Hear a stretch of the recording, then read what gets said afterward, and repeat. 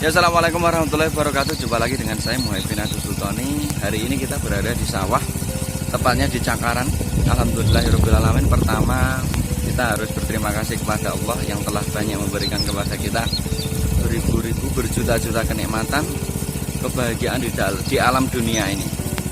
Tentunya kita tetap berterima kasih kepadanya, karena sebaik-baik terima kasih adalah berterima kasih kepada Allah SWT. Karena berterima kasih kepada makhluk, kadang berterima kasih kepada makhluk itu hanya bersifat relatif, hanya bersifat omong kosong, hanya bersifat pura-pura, tidak benar-benar berterima kasih. Ada kalanya seseorang itu berterima kasih dalam arti kata ada untuk kepentingan. Kedua kalinya sholawat dan salam kita tetap berikan kepada junjungan kita, Nabi Agung, Nabi besar Nabi Muhammad SAW, yang memberikan banyak suri tauladan kepada kita, contoh-contoh yang baik dalam kehidupan ini, sehingga kita bisa menjadi orang yang bermanfaat bagi yang lainnya. Seperti apa yang kita lihat teman-teman, di sini ada banyak tanaman, dan sekarang kita dan awal ini saya lagi ngelep sawah. Terus Nabi yang mengatakan bahwasanya barang siapa yang menanam satu pohon, dan apabila pohon itu dimakan oleh hewan atau dimakan oleh manusia, maka menjadi sedekah jariah bagi kita semuanya. Kehidupan yang singkat di muka bumi ini mari kita lewati dengan penuh kesyukuran, penuh dengan kesabaran, karena hidup kita ini tidak lepas dari yang namanya alam. Kita selaku orang Jawa dan selaku bangsa Indonesia, warga negara Indonesia, berterima kasih kepada alam dan berterima kasih kepada para petani yang setiap hari mengayunkan sepeda sederhana dan juga membawa cangkul sederhananya menuju ke sebuah tempat sawah. Tidak lepas adalah untuk mengolah tanah sehingga menjadi hasil, sehingga menjadi tumbuhan yang bisa bermanfaat bagi yang lain. Seperti hanya tumbuhan, teman-teman, tumbuhan itu tidak lepas dari yang namanya proses pertumbuhan, mulai dari vegetatif, generatif, sampai selanjutnya nanti bisa panen dan bisa dinikmati oleh banyak manusia. Tumbuhan yang hidup di alam, tumbuhan yang hidup di tanah,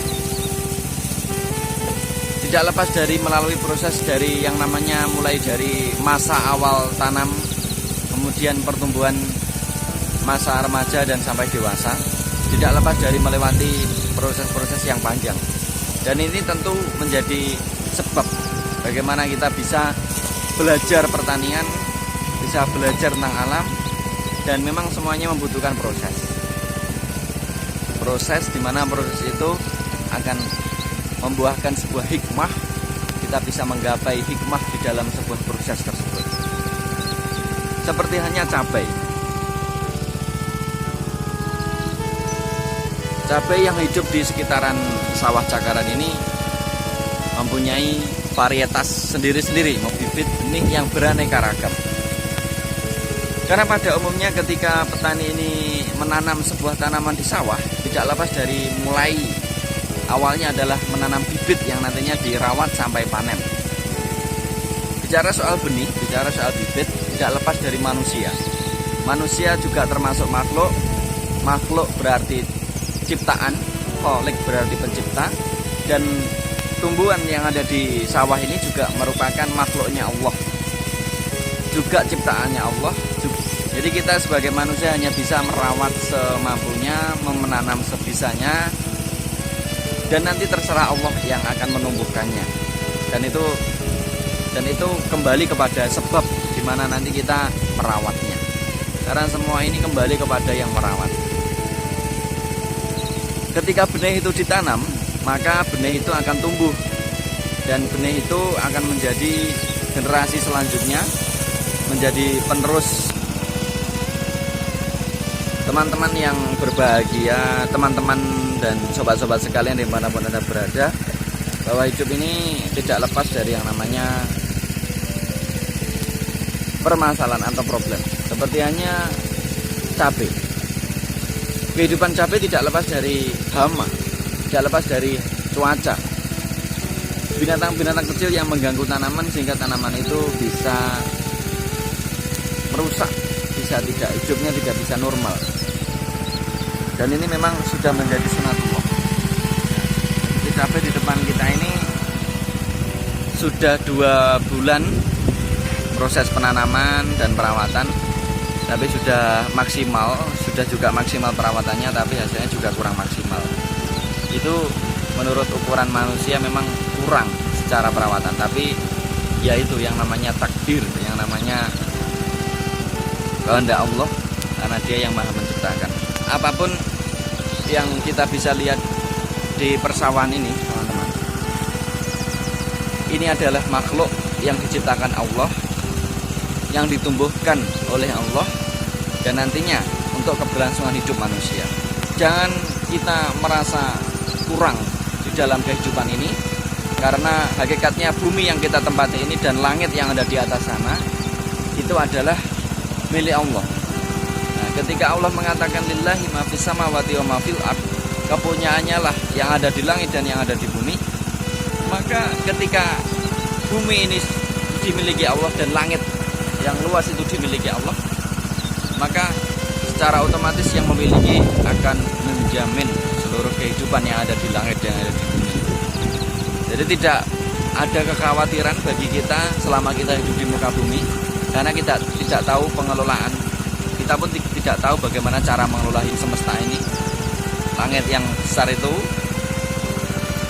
dan tanah yang luas ini dan air yang mengalir ini tidak lepas dari kekuasaan Allah. Jadi ketika kita menjadi hambanya, ketika menjadi kawulonya, tidak ada rasa khawatir dan tidak ada rasa cemas dalam hidup ini. Yang ada adalah optimis dan semangat. Jadi pepatah Arab juga mengatakan taharrok inna fil harokati al barokah. Jadi bergeraklah, karena di dalam gerak itu ada berkahnya. Karena semuanya ini adalah bergerak, tidak ada yang diam hakikatnya.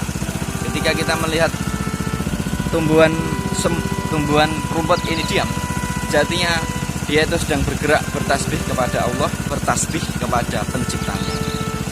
Dan hidup ini tidak lepas dari 4 unsur, mana 4 unsur ini tidak bisa dipisahkan dalam kehidupan manusia, sobat-sobat sekalian.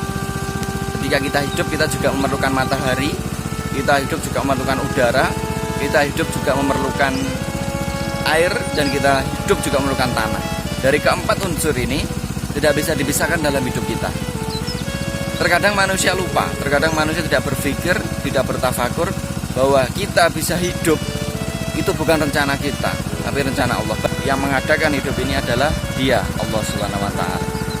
Dan ketika Allah memberikan kehidupan kepada kita, Allah juga menjamin seluruh rezeki, seluruh kecukupan yang ada di muka bumi ini, seperti 4 unsur tadi yang tidak bisa dipisahkan dalam kehidupan manusia. Kita hidup tidak terlepas dari 4 unsur itu. Yang pertama tadi adalah matahari, di mana filosofi dari keempat unsur ini terkandung dalam sebuah rutinitas yang kita kerjakan setiap hari 5 kali, yaitu sembahyang atau sholat. Lagi dimanapun, ketika kita di sawah ini kita juga bisa melihat bahwa keempat unsur itu kita bisa temukan, bisa kita rasakan, bisa kita nikmati untuk keberlangsungan hidup manusia. Ketika kita sholat berdiri, itu menandakan, itu pertanda bahwa kita sedang bersyukur adanya matahari. Ketika kita ruku, tidak terlepas dari yang namanya filosofi udara, di mana udara ini kita bisa temukan tidak di atas dan tidak di bawah. Adanya oksigen yang kita hirup juga tidak terlepas dari adanya udara. Jadi ketika Allah menciptakan makhluk yang namanya udara, kita syukurinya lewat ruku. Kemudian kita juga melihat di sawah ini kita bertemu dengan air, dan salah satu sumber kehidupan adalah air. Tidak terlepas semuanya karena adanya air. Orang bangun rumah tanpa air juga tidak bisa ngecor. Orang nanam padi tanpa ada air juga tidak bisa tumbuh. Dan banyak manusia, teman-teman, di muka bumi ini tidak mau bersyukur, tidak mau berterima kasih atas adanya air. Padahal ketika kita sujud dalam sholat, itu kita juga pertanda kita itu berterima kasih akan adanya air. Ada kalanya ketika kita berfilsafat bahwa orang ketika sujud itu menundukkan kepala dan pantatnya lebih tinggi daripada kepalanya, seperti hanya air yang selalu mengalir ke bawah, tunduk kepada apa yang diresapinya dan memberi kemanfaatan kepada yang lainnya. Hidup ini juga tidak terlepas dari yang namanya tanah, Ketika kita bangun rumah, kita juga memerlukan kayu untuk menyangga beban yang namanya genteng. Begitupun dengan tanaman yang ada di sawah ini juga memerlukan tanah nantinya untuk media tanaman. Ya, hari ini kita bertemu dengan cabai dan ada padi di sana, ada pohon, ada pisang. Semuanya tanpa adanya tanah tidak akan bisa tumbuh. Ketika kita duduk iftirosi, teman-temanku semuanya, duduk itidal, duduk tahiyat, tidak serta-merta Allah memberikan petunjuk kepada Rasulnya sehingga kita bisa tiru bahwa duduk iftirosi itu menandakan kita sedang bersyukur akan adanya tanah. Lambang tanah, simbol tanah itu adalah ketika kita duduk iftirosi maupun duduk tahiyat dalam sholat. Dalam bahwa kehidupan ini adalah satu bentuk kesyukuran kepada Allah. Makanya Allah menyuruh kita untuk sholat, menyembah, sujud kepadanya. Dan kata Nabi, beliau mengatakan bahwa al-farqu bainal muslim wal kafir hiya tarku sholah. Jadi pertanda seseorang kafir itu adalah meninggalkan sholat. Jadi dimanapun Anda berada, ketika temui teman, sahabat, mari kita ajak untuk sholat ya. Memang perintah ini ringan bagi kita karena banyak orang yang sudah sholat tapi belum tahu makna dari filosofi dari sholat tersebut.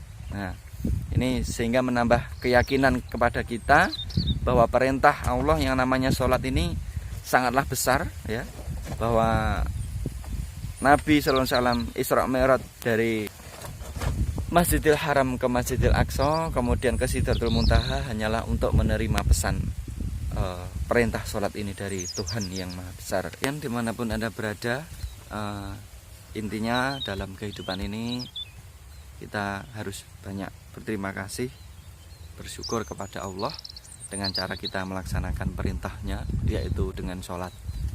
Karena orang yang tidak haji masih diberi gelar muslim, orang yang tidak zakat masih digelar muslim, orang yang tidak puasa masih digelar muslim, tapi orang yang tidak sholat maka orang itu bisa dikatakan kafir. Apa makna dari kata kafir ini? Ketika kita mau mencermati ya teman-teman semuanya, bahwa kafir ini diambil dari kata kafara yukaffiru takfiran atau kafir, yaitu diambil dari fa'ilnya. Kafir itu sendiri orang yang melakukan kekufuran. Nah, kekufuran itu bagaimana definisinya? Bahwa kekufuran yang dimaksud Allah dalam ayat ya kan, la in syakartum la azidannakum in adzabi lasyadid. Orang kafir, orang kufur itu orang yang tidak bersyukur. Jadi orang yang kafir itu adalah orang yang tidak bersyukur. Nah, sehingga kata Nabi, orang yang meninggalkan sholat maka sudah diberi gelar orang kafir. Maka mereka yang belum diberikan hidayah oleh Allah, mereka yang belum mendapatkan hidayah, yang belum berusaha mendapatkan hidayah, yang belum bisa melaksanakan sembahyang, sholat dengan khusyuk, dengan tumakninah, bersyukurlah Anda teman-teman semuanya yang sudah bisa menjalankan kewajiban sholat, yang sudah bisa menjalankan kewajiban perintah-perintah Allah. Maka bagi kita sebuah kesyukuran, lebih syukur lagi ketika kita terus meningkatkan kesyukuran itu dengan selalu menyertakan Allah dalam setiap kehidupan kita, dengan memandang matahari, dengan memandang angin, melihat tanaman, melihat air, melihat tanah. Adalah salah satu wujud dari manifestasi Allah menciptakan kehidupan muka bumi ini dengan segala fasilitasnya, dengan segala kecukupannya. Dan kata syukur memang mengandung banyak makna di dalamnya, banyak mengandung unsur kebahagiaan di dalamnya, banyak mengandung unsur ketaatan di dalamnya. Jadi kesimpulannya adalah mari kita sama-sama bersyukur akan adanya hidup ini. Kita juga tidak tahu siapa yang memberikan hidup ini, tidak lain adalah Allah. Jadi ketika kita dipilih Allah untuk hidup di muka bumi ini, tidak lain adalah untuk kita bersyukur, terima kasih. Sekian, kurang lebihnya mohon maaf. Jadi terima kasih buat sobat-sobat sekalian yang telah menonton video ini. Kita tampilkan pemandangan sawah agar kita tahu kenyataan hidup yang sebenarnya adalah alam semesta ini, dan terutama sawah yang telah mencukupi kebutuhan hidup manusia. Kurang lebihnya mohon maaf. wal qalami wa ma yasturun. Usikum bi nafsi bi taqwallah. Assalamualaikum warahmatullahi wabarakatuh.